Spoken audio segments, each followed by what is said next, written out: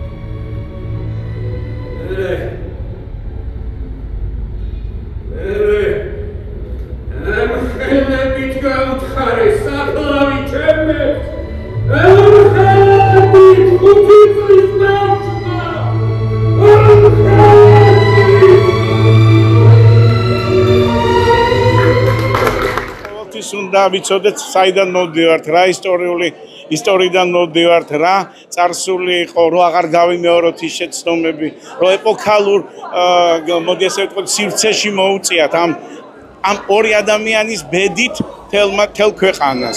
ეს თითოეული ჩვენთაგანის ან ჩვენი ახლობლის ისტორია. მე ძალიან ბევრი რაღაცები ჩემი ოჯახიდან, ბებია-ჩემის რაღაც ისტორიები მახსენდებოდა, როცა მუშაობდით. უფრო გვინდოდა ეს განზოგადოებული ყოფილიყო, რომ ძალადობა ადამიანებზე არ შეიძლება, ძალადობა თაობაზე არავის არ შეიძლება ძალადობა. ადამიანი იბადება ერთხელ, ის უნდა იყოს თავისუფალი და ის უნდა იყოს ღმერთის მოყვარული. დანარჩენი, როგორც არის, როგორც და სიყვარულისთვის არის ადამიანი გაჩენილი. და აი ამ ადამიანებს სიცოცხლის ბოლოს აუხსნა სიყვარული, მთელი ცხოვრება გამოატარეს ისე, რომ ერთმანეთს ვერ აუხსნეს ეს სიყვარული. უამრავი მიზეზთა გამო და სიკვდილის წუთებში სანამ ეს ქალბატონი მიდის იმ ქვეყანაში, აი მაშინ ეუბნება, რომ მიყვარხარ. და ვფიქრობ ძალიან ისეთი სევდიანი ფინალი აქვს, მაგრამ ვფიქრობ ძალიან საჭირო ფინალი.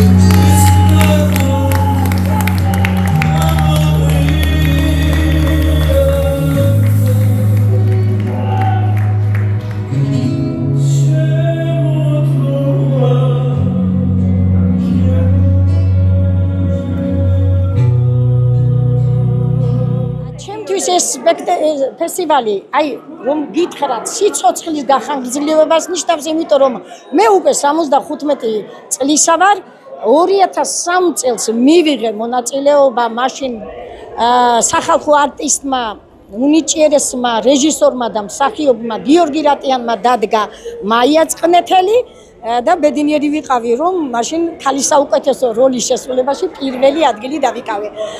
შემდეგ დიდი ხანი პაუზა მქონდა და ეხლა უკვე მე რამდენად ვღებულობ მონაწილეობას და ეს არის ხალისი, ეს არის мотиваცია და ხვალინდელი დღის უკეთ გათენების და სიხარულის მომტანი.